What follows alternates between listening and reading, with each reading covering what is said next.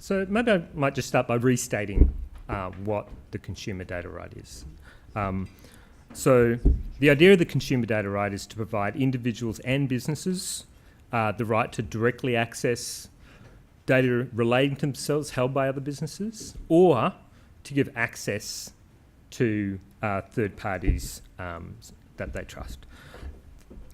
It's not just about giving that access or giving those portability rights. It's also about ensuring that that access and portability is secure, that it's convenient, and we've heard from our first speaker today about the importance of the user experience and the convenience. And it's also about ensuring that those arrangements are efficient. So it's efficient for the data holders, efficient for the data recipients, efficient for the intermediaries in the system.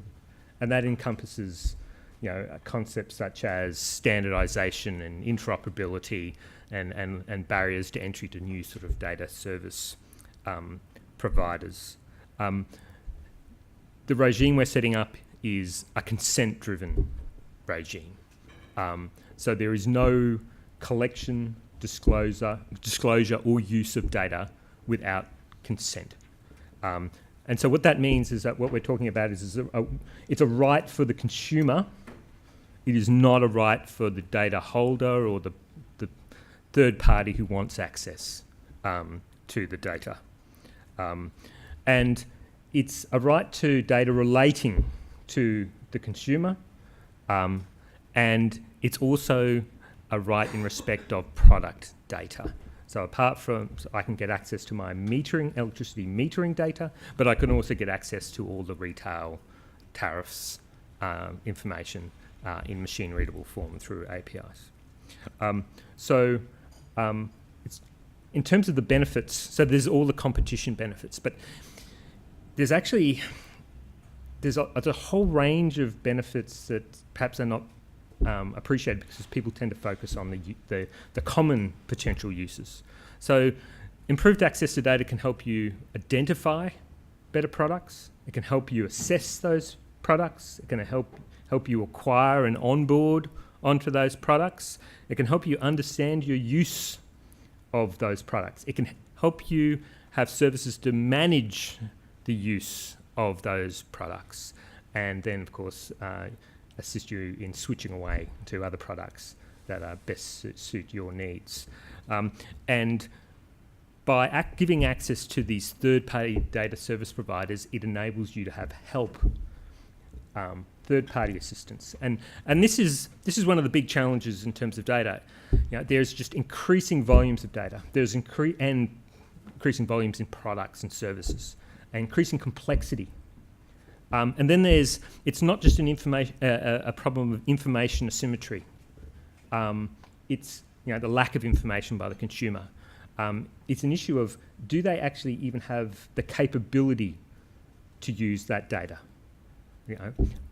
Even if they are capable, does it actually make sense for them? Like the return on the investment, does it work out? Like if the amount of effort they have to invest in identification, assessment, etc., is it actually a rational decision for the consumer not to engage in that process? And then there's the fact that none of us are rational.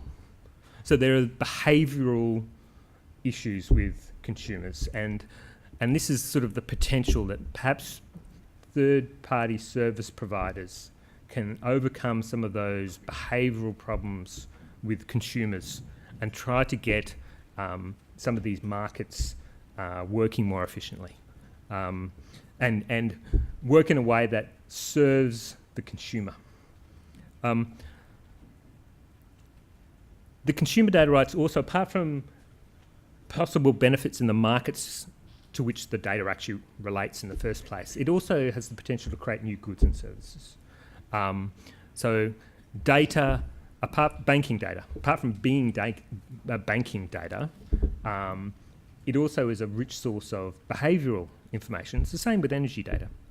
And so there's potential for new goods and services to be created driven from that behavioural information. And then there's potentials for improved access to data to improve business processes and efficiencies. And also, there's the potential for assisting in regulatory compliance. So, for example, in the Banking Royal Commission, responsible lending has been raised a number of times as something where open banking might have a role to play. So, what does our consumer data right look like? So, what distinguishes Australia's proposals from many other jurisdictions is that it's not siloed into one industry. So, consumer data rights, well, these data rights are nothing new, right? You know, if you look at the Murray inquiry, the Harper inquiry, Coleman inquiry, Finkel review, you look, there's already been data access rights in the energy sector. You know, there's already data access rights regarding banking products. It's nothing new.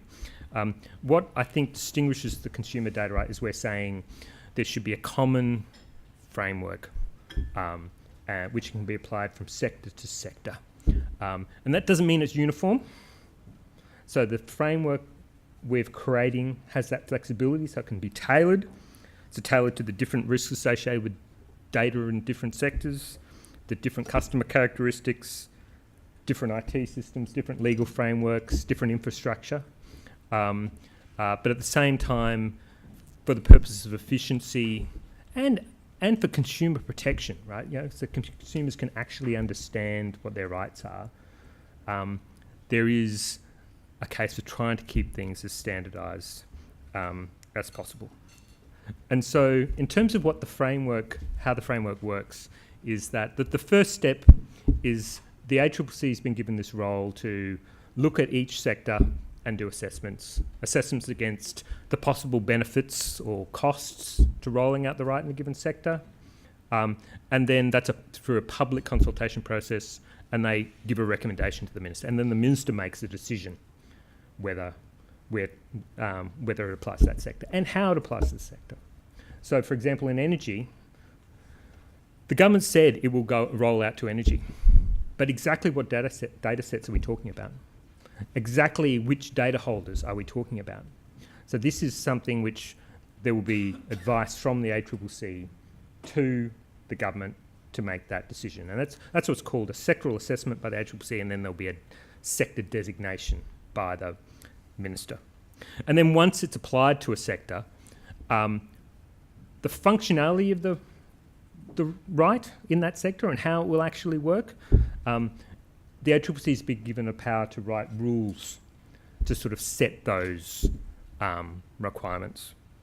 And then below that, we've set out the framework for data standards. Things like information security standards, data formats, a user experience. There's this idea that we'll have these standards so that won't be left to the data holders and recipients. And then we have both the ACCC as a competition regulator and the OIC as a privacy regulator. The government has been at pains to ensure that there are strong privacy and information security arrangements in place in relation to the right. And I think I've been given the stop sign from the